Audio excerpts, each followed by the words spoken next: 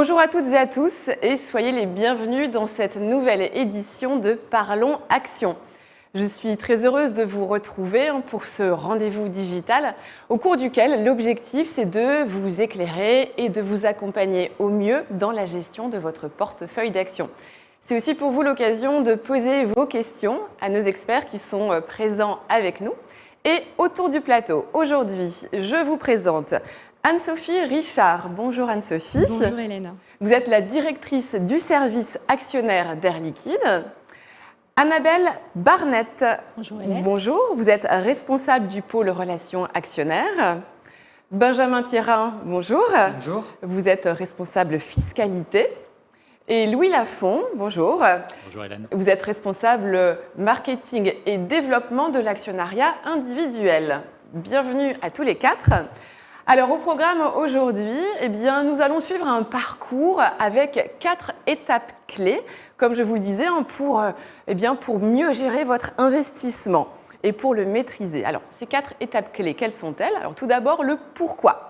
Là, c'est Anne-Sophie Richard qui va commencer pour nous rappeler finalement pourquoi les actionnaires sont au cœur de la stratégie d'Air Liquide. Et vous nous donnerez également, Anne-Sophie, un aperçu de la performance du titre Air Liquide. Ensuite, les avantages. Deuxième étape de notre parcours. Ça sera avec vous, Benjamin Pierrin. Donc les avantages, nous allons voir quels sont les piliers de la politique actionnariale d'Air Liquide, avec notamment un focus sur la prime de fidélité. Et puis, on reviendra sur une échéance clé d'ici la fin de l'année. Ensuite, troisième étape, ça sera le comment. Donc là, ça sera pour vous, Louis Lafont. Donc ça sera le côté vraiment pratique. Comment, en tant qu'actionnaire, on peut passer un ordre de bourse. Et enfin, le suivi, on verra ça avec vous, Annabelle. Quand on est actionnaire chez Air Liquide, on peut avoir accès à son espace actionnaire en ligne. Donc on verra quelles sont toutes les fonctionnalités qui sont à votre disposition. Voilà, alors après la prise de parole de chacun d'entre vous, donc on aura un temps de questions-réponses qui sera de 25 minutes. Questions-réponses dont on a déjà d'ailleurs reçu pas mal de questions de votre part quand vous vous êtes inscrits à ce webinaire. Vous êtes d'ailleurs très nombreux à nous suivre aujourd'hui. Merci pour votre présence. Donc on en a sélectionné un certain nombre. Et puis vous avez toujours la possibilité, pendant le direct, grâce à la fenêtre du chat, de poser vos questions. Et on en prendra un maximum pour pouvoir vous éclairer, vous accompagner et garder cette interactivité qui nous tient évidemment à cœur. Alors, on commence tout de suite par notre première étape, à savoir l'importance de l'actionnariat chez Air Liquide. C'est vous qui allez démarrer, Anne-Sophie Richard. Alors, les actionnaires sont au cœur donc, de la stratégie d'Air Liquide et ils font l'histoire et le succès du groupe. Est-ce que vous pouvez nous en dire davantage? Oui, bien sûr, Hélène. Donc effectivement, chez Air Liquide, l'actionnariat individuel, c'est un pilier de notre modèle. C'est véritablement une partie intégrante de notre histoire et de notre développement.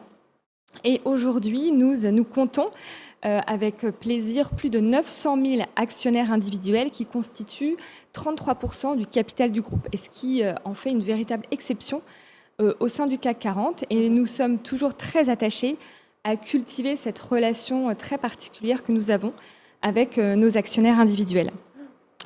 Alors, il y a 2 façons principales de faire partie de cette grande famille des 900 000 actionnaires individuels d'Air Liquide.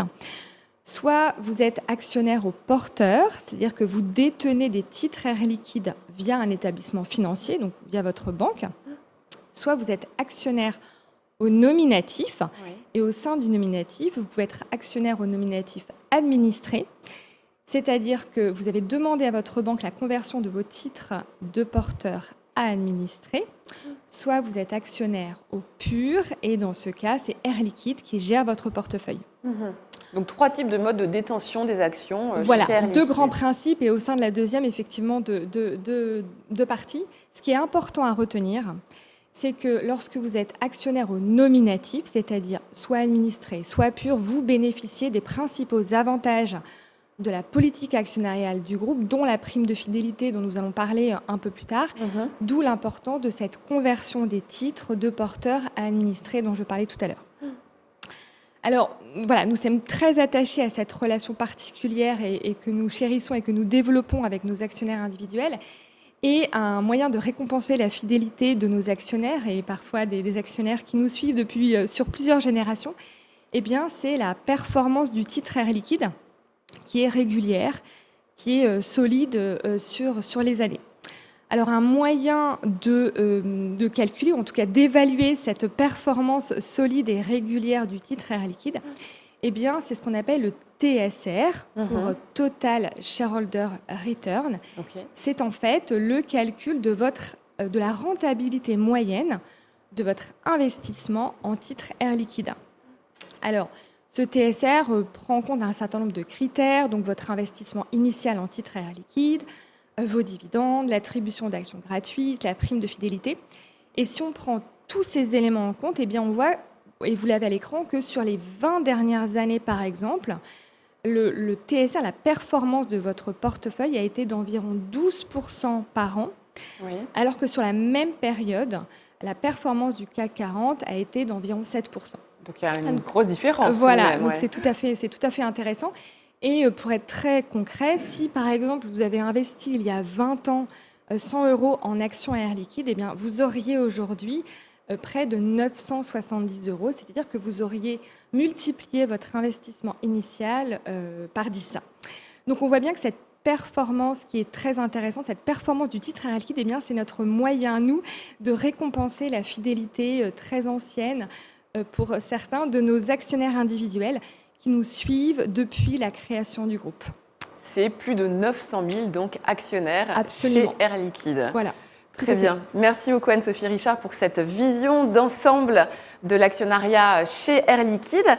Benjamin, vous allez continuer avec cette deuxième étape, comme on le disait, donc les avantages, et vous allez nous expliquer donc, quels sont les piliers de la politique actionnariale chez Air Liquide. Tout à fait. Alors, la politique actionnariale d'Air Liquide repose sur deux principaux piliers. Tout d'abord, l'attribution d'actions gratuites, puis la prime de fidélité. En ce qui concerne l'attribution d'actions gratuites, celle-ci bénéficie à tous les actionnaires d'Air Liquide, qu'ils détiennent leurs titres en banque ou directement chez Air Liquide, chez nous. Donc au porteur ou au nominatif, comme l'a dit Anne-Sophie Richard. Exactement, tout le monde est concerné. Au moment de l'opération, les actionnaires n'ont absolument rien à faire. Les titres sont automatiquement crédités sur leur compte titre ou dans leur PEA. Et concernant la prime de fidélité, alors ? Alors, la prime de fidélité, c'est le deuxième point fort de la politique actionnariale d'Air Liquide. Elle démontre notre volonté de récompenser votre engagement sur le long terme. Elle est destinée, elle s'applique à tous les actionnaires qui sont détenteurs de titres au nominatif, et ce depuis plus de 2 années civiles pleines. D'accord. Donc concrètement, elle permet 2 avantages, cette prime de fidélité. Le premier va concerner le versement du dividende, puisque les titres primés vont générer 10% de dividendes en plus. À titre d'exemple, si on prend le versement de dividendes qui a été réalisé en mai dernier, le dividende standard pour une action non primée était de 3,30 €, alors que pour les titres primés, il était de 3,63 €. D'accord, donc plus 10%. Plus 10%, exactement. Le deuxième avantage va concerner l'attribution d'actions gratuites, puisque les titres primés vont cette fois générer 10% d'actions gratuites en plus. D'accord. Donc si je prends un exemple d'un portefeuille qui fait 120 titres primés, par exemple, le jour de l'attribution d'actions gratuites, l'actionnaire concerné va recevoir 12 actions gratuites au titre de la 1 pour 10, c'est-à-dire l'attribution d'actions gratuites standard. Qui est valable pour tous les actionnaires. Pour tout le monde. Et il va recevoir en plus une action au titre de la 1%, qui donc représente la prime de fidélité. Donc notre actionnaire qui a 120 titres primés, au terme de l'attribution d'actions gratuites, aura 13 titres gratuits en plus. D'accord, très bien. Donc, c'est intéressant tout de même. C'est très intéressant. Et qui peut bénéficier de cette prime de fidélité ? Est-ce que ce sont également tous les actionnaires comme pour les titres gratuits ? Alors non, les actionnaires qui peuvent bénéficier de cette prime de fidélité sont les actionnaires qui sont inscrits au nominatif. D'accord. Ce qui veut dire que les actionnaires qui ont leur titre au porteur ne peuvent pas en bénéficier, mais c'est assez simple de changer cela. Alors justement, comment faire pour changer ? Et est-ce qu'il y a une règle ou bien une date limite à respecter ? Oui, tout à fait. Il est possible de changer cela. Les actionnaires qui ont leur titre au porteur demandent à leur banque de faire cette conversion du porteur vers le nominatif administré. Et la banque prend contact avec nous et puis nous faisons le nécessaire derrière. En revanche, effectivement, comme vous l'avez dit, si vous voulez bénéficier de la prime de fidélité dès 2028, il faut absolument que la conversion soit effective chez nous avant la fin de l'année 2025. D'accord. Je vous conseille de vous y prendre à l'avance parce que les délais de traitement peuvent varier d'une banque à l'autre. Donc là, on est mi-octobre. Mi-octobre, là, vous avez 2 mois pour vous... C'est le temps nécessaire. On est large quand même. Le plus tôt, le mieux quand même. D'accord. Voilà. Et pour les actions qui sont détenues dans un PEA, est-ce compatible également avec la prime de fidélité ? Alors oui, et c'est ça, c'est un double avantage. On peut bénéficier des avantages fiscaux du PEA et également de la prime de fidélité, pourvu que les titres qui sont dans le PEA soient convertis du porteur à l'administré, au nominatif administré. Toujours pareil, en demandant à votre banque de faire cette conversion. D'accord. Contact avec, voilà. Ok, donc il y a quand même une démarche à faire, Exactement. mais on peut bénéficier de cette prime de fidélité si c'est avec un PEA. Oui, avec un PEA. Ouais. Très bien. Merci beaucoup Benjamin. Alors on va passer donc à cette troisième étape de notre parcours pour mieux gérer votre investissement. C'est vraiment le côté pratique, à savoir l'achat et la vente d'actions. Donc c'est avec vous Louis Lafont que nous allons voir ça. Quand on est prêt à investir, comment concrètement on peut passer un ordre de bourse ? Oui, Hélène. Alors, passer un ordre de bourse, comme vous le dites, c'est acheter ou vendre des actions. Ça correspond à ça, c'est le vocabulaire technique. Et donc, vous avez 2 façons principales. On va commencer par la première. Ça s'appelle acheter ou vendre des titres au marché. Donc, au marché, ça veut dire au cours du marché, au moment où vous allez prendre votre décision. D'accord. Il y a un cours de l'action à ce moment-là. Vous passez votre ordre de bourse et qu'il soit à l'achat ou à la vente, ça va être au marché, au cours indiqué à ce moment-là, sur l'action. Il va y avoir un petit décalage de temps, ça c'est lié à l'informatique, le temps que votre ordre arrive sur le marché, mais vous allez pouvoir acheter ou vendre votre action au cours tel qu'il apparaissait au marché. D'accord, donc c'est vraiment un choix qu'on fait à un instant T, c'est un choix, le choix de la rapidité et de l'immédiateté finalement. Exactement, Ouais. Et en plus ça veut dire que la totalité de votre ordre va être exécutée, va être réalisée. Ça c'est un avantage aussi important. Que vous achetiez 1, 10, 100 actions ou que vous vendiez dans la même façon, la totalité du nombre d'actions va être réalisée au marché. D'accord, donc ça c'est la première option pour passer un ordre de bourse au marché. Et la deuxième option, donc quelle est-elle ? Alors la deuxième option s'appelle le cours limite. Le cours limite, là c'est l'actionnaire qui cible un cours. C'est-à-dire que l'action n'est pas à ce cours-là au moment où il va prendre sa décision. Le cours va être soit en dessous, et là c'est pour acheter des actions, c'est-à-dire qu'il va cibler un cours en deçà du cours actuel, ou alors un cours au-dessus à la vente. Il dit actuellement l'action est à tel prix, moi je suis prêt à vendre à un prix plus élevé et donc je cible ce cours. Alors vous devez voir actuellement sur une slide justement l'exemple à la vente. Un exemple concret avec des chiffres, c'est ça. Exactement. Donc aujourd'hui l'action Air Liquide elle est autour de 170 €. Oui. Et là on a pris l'exemple de quelqu'un qui se dit, moi, le cours limite, je veux que ça soit 180 €. Donc, je suis déjà détenteur d'actions Air Liquide et je suis prêt à vendre mes actions à 180 €. Donc, je prends comme cours limite 180 €. Et dans l'exemple tel qu'il apparaît, la personne a mis comme délai 1 mois. C'est-à-dire que pendant 1 mois, son ordre va être enregistré. Et ça veut dire que pendant ce mois, si le cours de l'action Air Liquide atteint les 180 €, il va vendre ses actions à 180 €.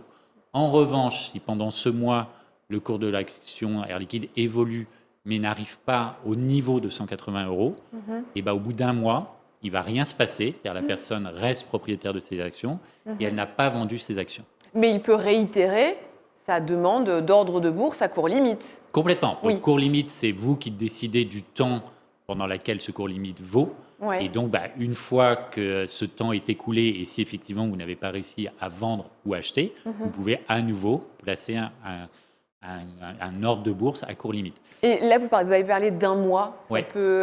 Quels sont les délais ? Alors, le délai maximum, c'est 2 mois, ce qui est quand même beaucoup sur année. Ça veut dire 1/6 de l'année, c'est considérable. C'est-à-dire que pendant 2 mois, la personne, en fait, n'a pas à surveiller au jour le jour, en rythme quasiment horaire, qu'est-ce qui se passe sur la bourse. Elle a placé son ordre à court limite. Et pendant la durée de son ordre limite, qui peut donc aller jusqu'à 2 mois, si le cours atteint cette limite, l'ordre va être réalisé. Et il en sera informé. Ouais. Il en sera évidemment informé. Donc ça, c'est comme n'importe quel ordre de bourse. Automatiquement, vous allez recevoir un mail très rapidement qui vous dit que votre ordre a été réalisé. Et il y a quand même une petite limite à comprendre avec cet ordre à court limite. C'est qu'il se peut que seulement une partie de votre ordre, c'est-à-dire une partie de la quantité d'actions que vous avez décidé, puisse être réalisée. Ça arrive si le cours touche la limite et puis repart aussitôt dans l'autre sens, c'est-à-dire ne dépasse pas la limite et si on est à la vente, baisse, si on est à l'achat, remonte. Et dans ce cas-là, seulement une partie de votre ordre, parce qu'au moment où votre ordre limite atteint le cours du marché, il n'y a pas assez d'actions disponibles sur le marché, et donc une partie seulement de votre ordre va être réalisée. C'est très rare parce que ça suppose la conjonction de deux éléments. Premièrement, que vous ayez un gros portefeuille ou une grosse volonté d'achat de titres. Et la deuxième chose, c'est que le cours s'inverse au moment de la limite. Très bien. Donc si je résume, Louis, on a donc deux façons de passer un ordre de bourse, soit au marché, donc là c'est l'immédiateté, la rapidité, soit à court limite, où là on maîtrise un peu le prix auquel on veut vendre ou acheter ces titres. C'est exactement ça. Au marché, c'est la garantie de passer son ordre de bourse.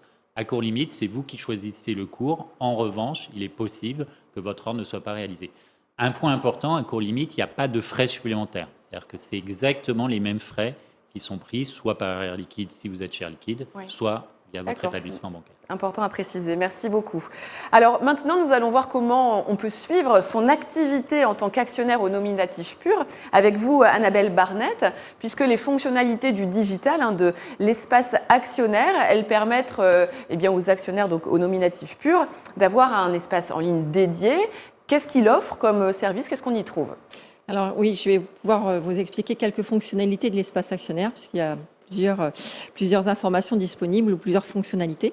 Tout d'abord, déjà, si vous vous connectez à votre espace, vous allez arriver sur la page d'accueil qui va vous présenter déjà le titre, l'évolution du cours de l'action Air Liquide que vous pouvez voir sur votre gauche et vous pouvez choisir la période de votre choix pour voir l'évolution.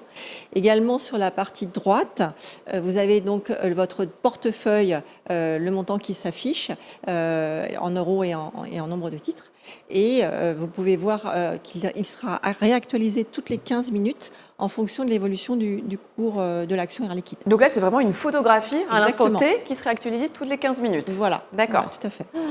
Ensuite, si vous allez sur la rubrique de mon portefeuille, vous allez revoir votre portefeuille, mais cette fois-ci, ce qu'on appelle par code valeur. Les codes valeurs, en fait, ça va permettre de calculer cette fameuse prime de fidélité. Et donc, vous allez voir votre portefeuille, encore une fois, en nombre de titres et en euros, mais cette fois-ci par code valeur et donc par code d'ancienneté. Vous allez pouvoir voir déjà vos titres qui bénéficient de la prime de fidélité déjà actuellement et les actions que vous avez achetées les autres années, quand est-ce qu'elles bénéficieront de la prime de fidélité, sauf si vous les vendez avant, bien sûr. D'accord. Vous pouvez également voir dans la rubrique Mes documents, donc tous les documents qui sont disponibles pour notre actionnaire au nominatif pur, donc qui détient un compte chez Air Liquide en direct. Et là, vous allez pouvoir visualiser tous vos documents qui sont disponibles, vos avis d'opérer, donc dont Louis a parlé quand vous passez un ordre d'achat ou de vente, votre relevé de compte annuel, l'avis de paiement des dividendes, le document qui va vous servir à faire votre déclaration de revenus qui s'appelle l'IFU. Et puis, ça veut dire quoi, l'IFU? C'est le formulaire d'imprimé fiscal unique. D'accord. Et ensuite, toutes ces informations, il faut savoir qu'elles sont disponibles depuis 2017. En fonction. Donc il y a un historique en plus. Voilà, très bien. Tout à fait disponible. Et alors, est-ce que dans l'espace actionnaire, les actionnaires au nominatif pur peuvent passer leurs ordres de bourse, comme l'a expliqué Louis? Oui, exactement. Hélène, ils peuvent les passer en digital quand ils le veulent. Et donc, sur cette rubrique que vous pouvez voir passer un ordre de bourse, vous allez pouvoir appuyer sur les boutons achat ou vente. Vous voyez aussi l'historique de vos opérations. Et vous pouvez passer votre ordre. Bien sûr, la condition, c'est d'avoir signé la convention de compte avec Air Liquide et d'être toujours au nominatif pur. D'accord. Et cette convention, elle est facile à signer aussi? Elle est tout à fait, oui, elle est disponible sur notre site Air Liquide et vous pouvez y accéder via votre espace. Donc tout est assez intuitif sur cet espace actionnaire. Oui. Est-ce qu'il y a d'autres documents, d'autres choses, d'autres services qui sont accessibles sur l'espace actionnaire? Alors je peux vous parler d'autres fonctionnalités parmi plusieurs. On va citer déjà le vote à l'Assemblée générale qui permet via l'espace actionnaire de voter en digital. Je rappelle que tout actionnaire qui même possède un titre peut voter les résolutions de l'Assemblée générale et ils peuvent le faire sur son espace. Également, il y a la possibilité de transmettre ces titres. Et là, vous allez dans la rubrique de mes opérations, transmettre des actions et vous pourrez déposer votre demande très facilement sur cette rubrique.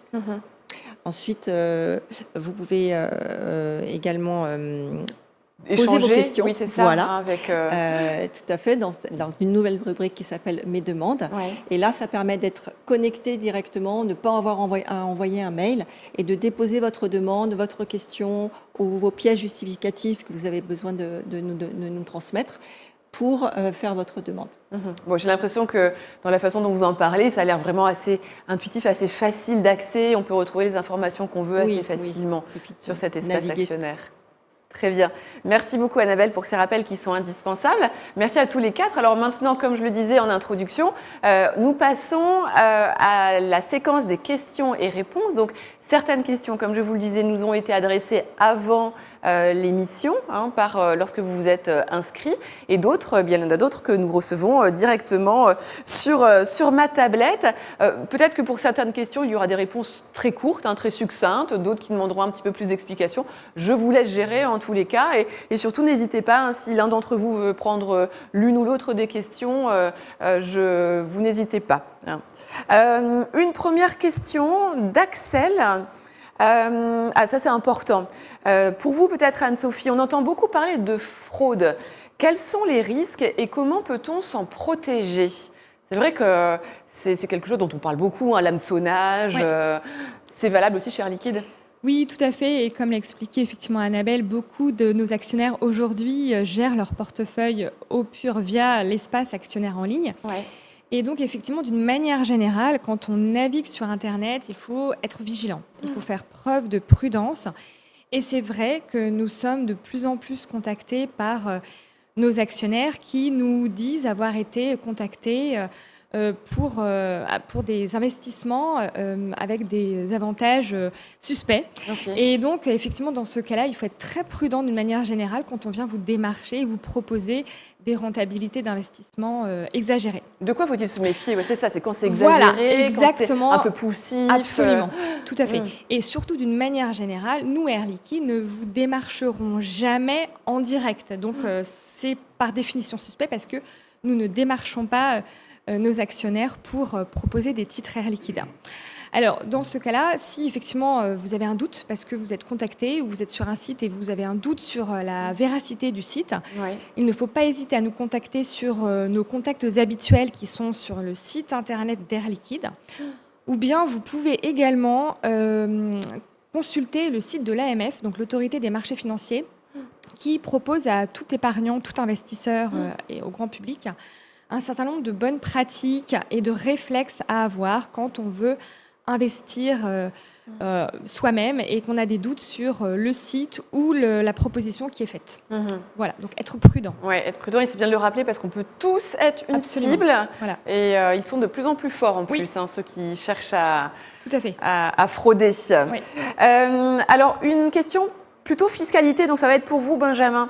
En cas de succession, quelles sont les démarches à effectuer par les héritiers ? Alors, en cas de succession, ce qu'il convient de faire, c'est de prendre contact avec notre équipe succession en charge de gérer ce genre de dossier, muni d'un acte de décès du défunt, ainsi que des coordonnées de votre notaire.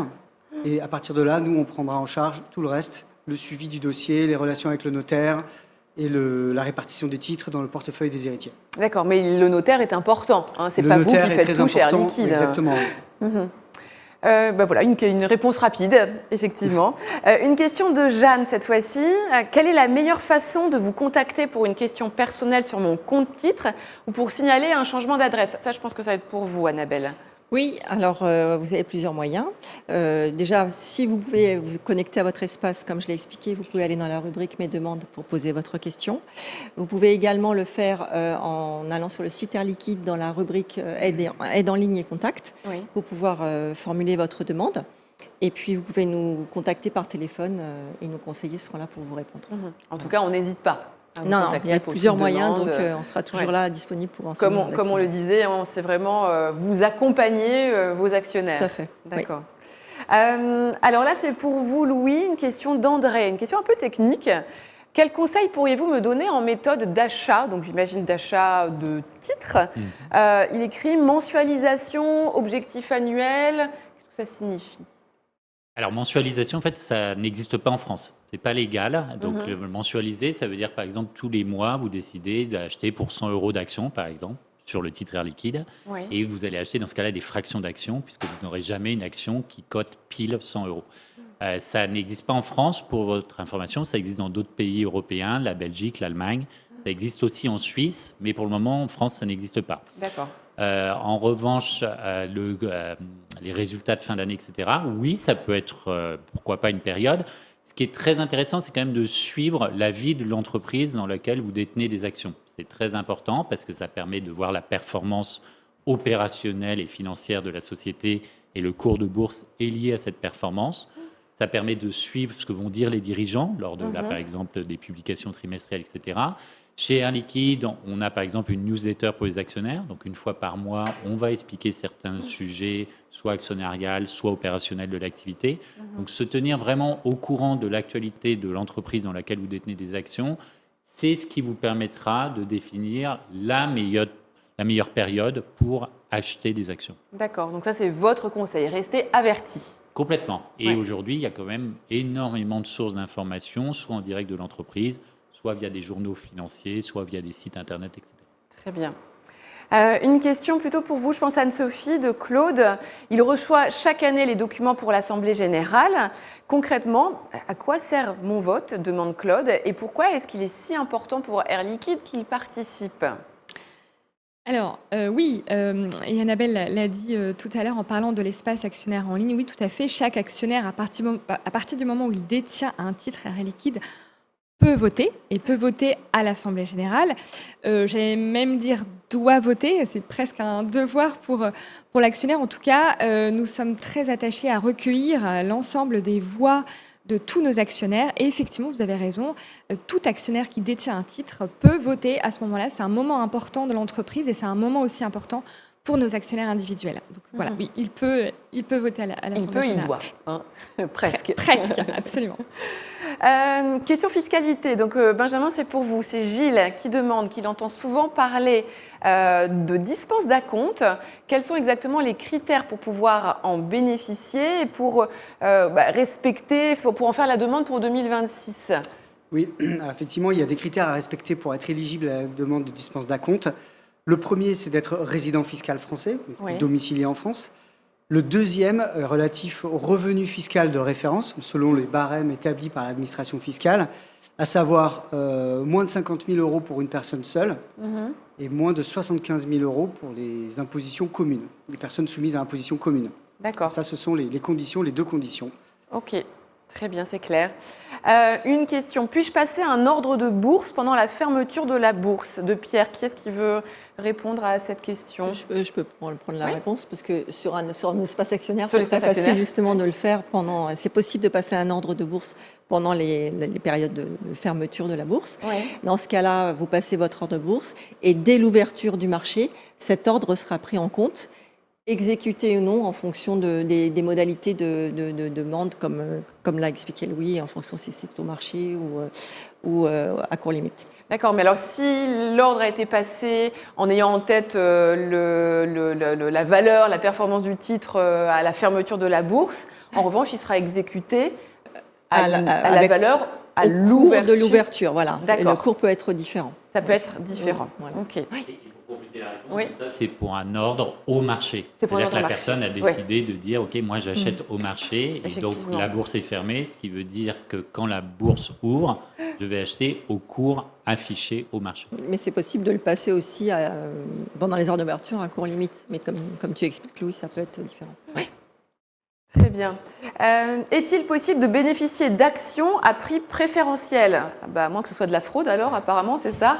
Oui, c'est ça. Oui, c'est ça, Oui, Louis. oui, c'est ça. En fait, il n'y a pas d'action à prix préférentiel, donc c'est de l'arnaque. D'accord. Là, c'est de la façon d'accrocher les gens, d'hameçonner les gens, ce que disait tout à l'heure Anne-Sophie. Même si on est C'est- actionnaire depuis longtemps et de génération en Exactement. génération ? Donc, c'est pas ça. Enfin, par exemple, c'est ce qu'a expliqué Benjamin, la prime de fidélité chez Air Liquide, c'est pas du tout ça. Ok. Et donc, des prix préférentiels sur une action, ça sent très très fort l'arnaque. Par exemple, chez Air Liquide, il n'y a pas de prix préférentiel d'action. Donc, si vous êtes la cible de ce type d'annonce, de publicité, etc., c'est forcément malveillant, c'est forcément de l'arnaque et c'est forcément pas Air Liquide qui vous démarche. Donc ça, très très important, vérifier la source de l'information. Et donc non, il n'y a pas d'achat à prix préférentiel. Le cours de la bourse, il est déterminé par la rencontre de l'offre et de la demande sur l'action, c'est public, c'est coté, et c'est ça qui fait foi vis-à-vis du prix auquel va s'échanger l'action, c'est le cours de l'action. D'accord. La question suivante, elle est toujours au sujet de l'Assemblée générale. On a parlé du vote. Question plus pratique, cette fois-ci de Marion. Donc pour vous, Anne-Sophie Richard, jusqu'à quand et comment puis-je voter pour les résolutions de la prochaine Assemblée générale si je ne peux pas y assister ? Oui. Alors, tout à fait. Donc, on en a parlé aussi avec Annabelle. Donc, vous avez deux façons principales de voter. Soit vous votez en ligne sur votre espace actionnaire Air Liquide. Oui. Et dans ces cas-là, vous pouvez voter jusqu'à la veille de l'AG 15h. Jusqu'à 15h la veille de l'Assemblée générale, vous pouvez voter en ligne sur votre espace actionnaire. Si vous préférez voter en papier, vous pouvez utiliser le formulaire de vote que vous avez reçu en général 4 à 5 semaines avant l'AG. Et dans ces cas-là, vous remplissez le formulaire de vote et vous devez nous le renvoyer au moins 4 jours ouvrés avant l'AG. Donc 4 jours ouvrés avant l'AG pour le vote papier et en vote digital jusqu'à la veille 15h. D'accord. Et généralement, les actionnaires sont prévenus combien de temps à l'avance de cette Assemblée générale ? Alors, l'information, elle est publique très longtemps à l'avance. Donc, effectivement, pour 2026, je crois que c'est le 5 mai 2026. Et vous recevez toutes les informations pour voter et le mode opératoire pour voter en papier ou en digital un bon mois avant l'Assemblée générale. Donc, ça laisse le temps de voter. Exactement. On peut et on doit. Exactement. Merci, Hélène. Une question pour vous, Benjamin, peut-être plutôt de Manon. À quelle période de l'année le dividende est-il habituellement versé et comment la date est-elle fixée et décidée ? Oui.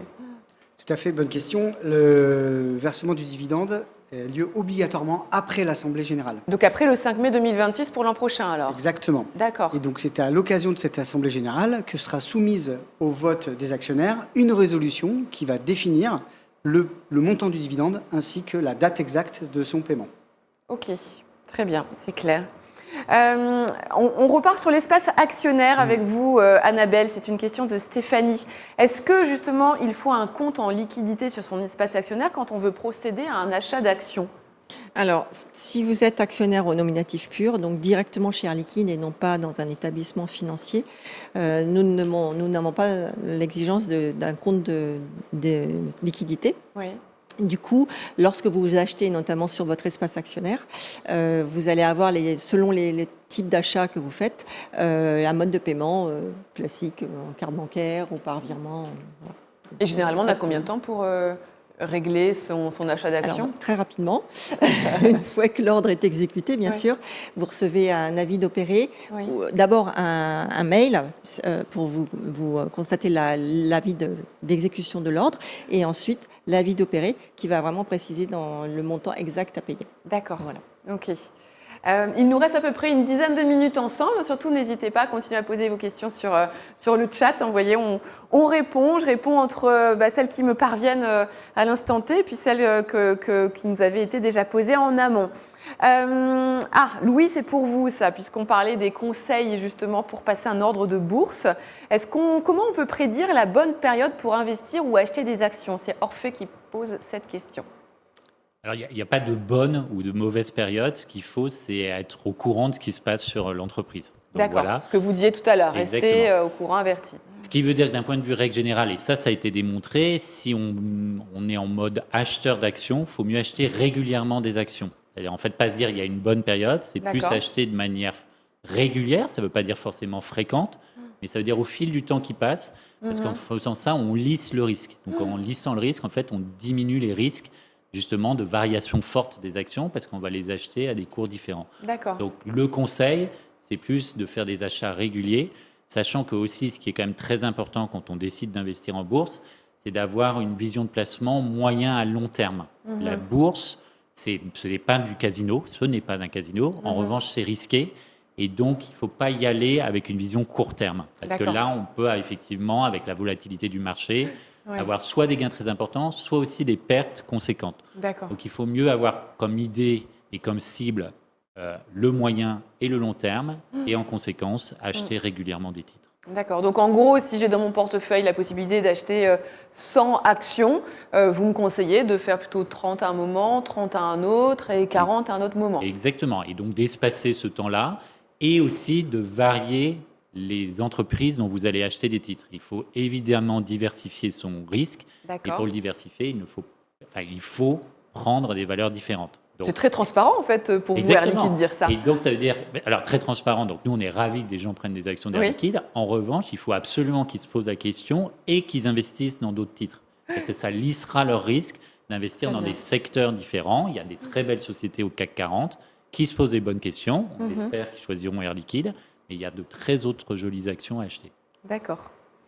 Une question pour vous, Anne-Sophie, puisque vous nous avez parlé de la façon dont on pouvait détenir des actions chez Air Liquide. Si je transforme mon compte de nominatif administré en nominatif pur, on a vu que c'était possible, est-ce que je conserve bien l'ancienneté de mes titres pour la prime de fidélité? C'est sûr que c'est important quand même. Oui, tout à fait. Vous pouvez vous conserver tout à fait l'ancienneté de vos titres au moment de la conversion entre administré et pur, et simplement s'assurer au moment de cette conversion que la banque a bien transmis toutes les informations, notamment la date d'ancienneté de chacun de vos titres, mais tout à fait, vous conservez D'accord. cette date d'ancienneté. Oui.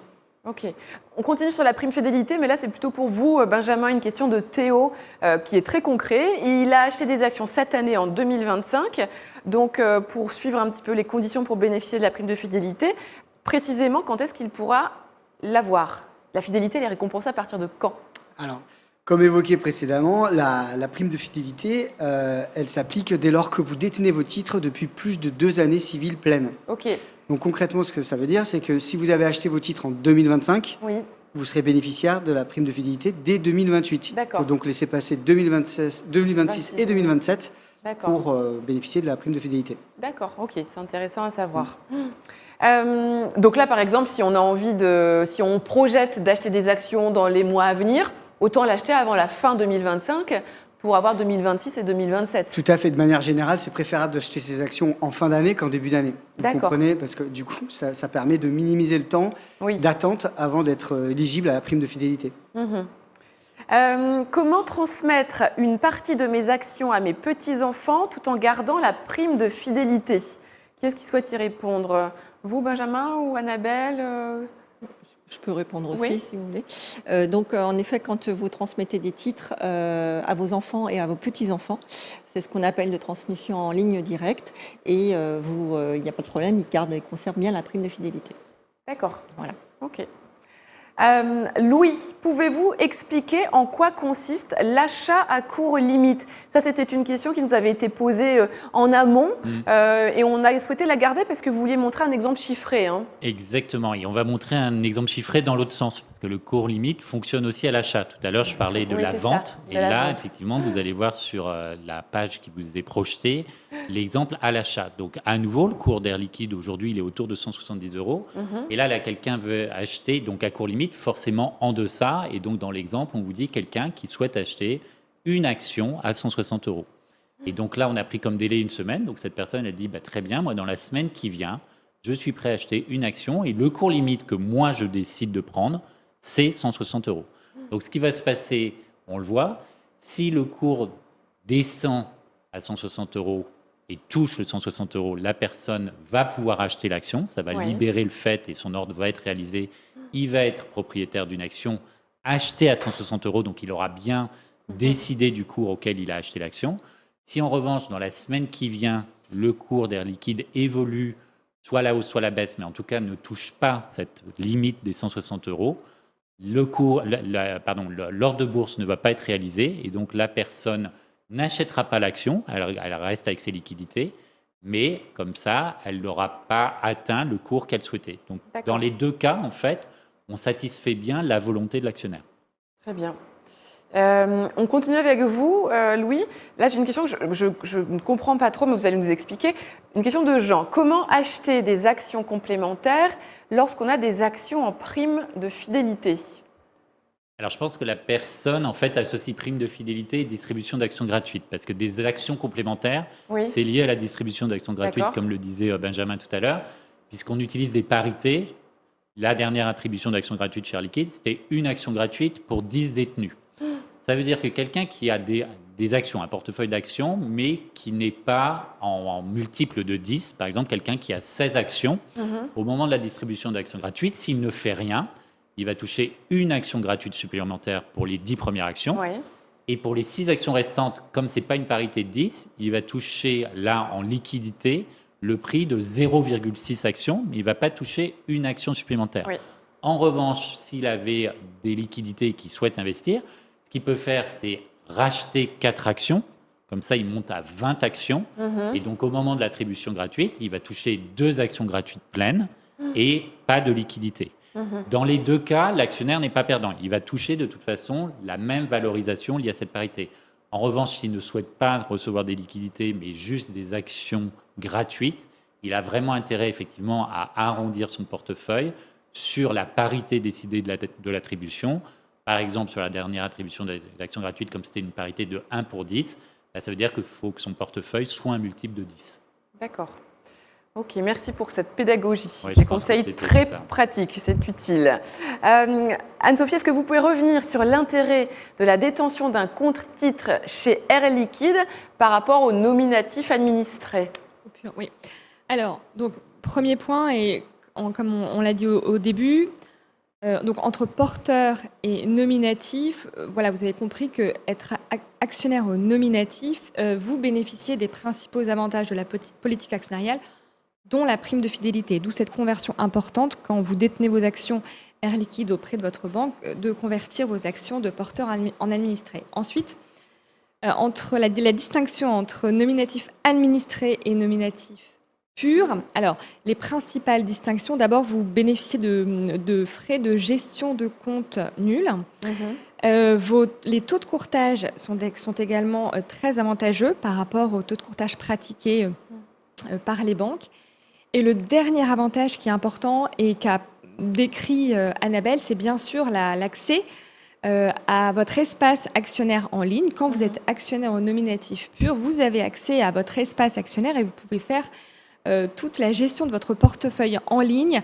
Vous pouvez faire des présents d'usage en ligne, vous pouvez télécharger votre lettre de plus-value, vous pouvez, comme l'a dit Benjamin, vous pouvez également vous aider de fiches pratiques que l'on a mises en ligne sur l'espace actionnaire pour remplir votre déclaration de revenus. Bref, vous avez tout un ensemble de services, de supports, d'outils pour vous aider à la gestion de votre portefeuille sur votre espace actionnaire en ligne pour les actionnaires au nominatif pur. Et tout ça assez facilement. Absolument. Ouais. Quelle est la différence concrète entre l'attribution d'actions gratuites et la majoration de plus 10% d'actions gratuites liées à la prime de fidélité? Question de Véronique. C'est pour vous, Benjamin, je pense. Oui, alors effectivement, il faut bien faire la distinction entre la distribution d'actions gratuites, on va dire standard, qui Pour est tout donc le monde. pour tout le monde, qui est valable pour tout le monde, et qui voit l'attribution d'une action gratuite par lot de 10 actions déjà détenues en portefeuille. Donc ça bénéficie à tout le monde et c'est standard. Et la prime de fidélité qui, pour les titres éligibles, prévoit une action gratuite par lot de 100 actions détenues en plus. D'accord. Donc c'est bien deux choses différentes bien deux qui choses s'additionnent. différentes. Très bien. Louis, décidément, on vous voit avec une boule de cristal, puisqu'une question de Patrick maintenant. Quel est le meilleur moment pour acheter des actions et le meilleur moment pour vendre des actions? Attention, magique. Voilà. Alors, si on le savait, on serait tous très très riches. Il y a vraiment aussi une règle en bourse, c'est qu'on n'achète jamais au cours le plus bas et on ne vend jamais au cours le plus haut. Donc ça, il faut aussi intégrer ça. Il faut l'avoir en tête. C'est le côté, c'est pas le casino. En revanche, on va effectivement essayer d'acheter à un cours avec lequel la personne est à l'aise. Et la personne, si elle décide de vendre et de toucher des liquidités, elle va essayer de cibler un cours de vente qui le satisfasse. Alors, c'est là où, pour le coup, passer un ordre de bourse avec un cours limite répond à cette demande, puisque c'est bien vous qui fixez soit votre limite à l'achat, en prenant un cours inférieur au cours affiché, soit une limite au-dessus quand vous décidez de vendre. Donc, je pense que cette façon d'acheter, en tout cas, peut répondre à cette question.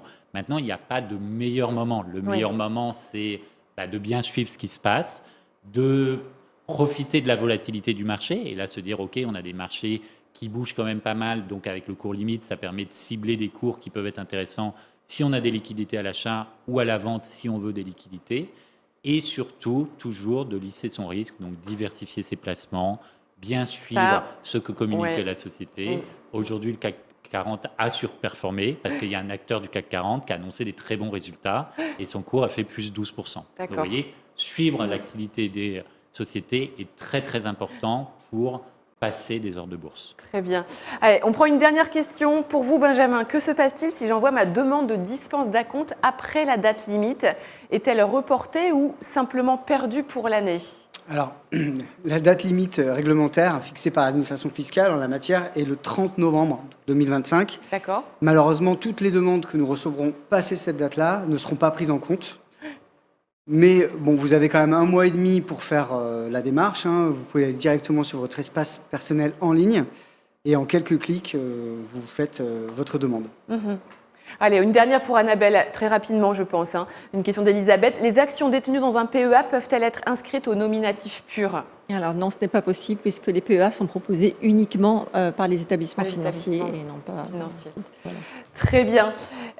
Écoutez, on arrive à la fin de cette édition Parlons Action.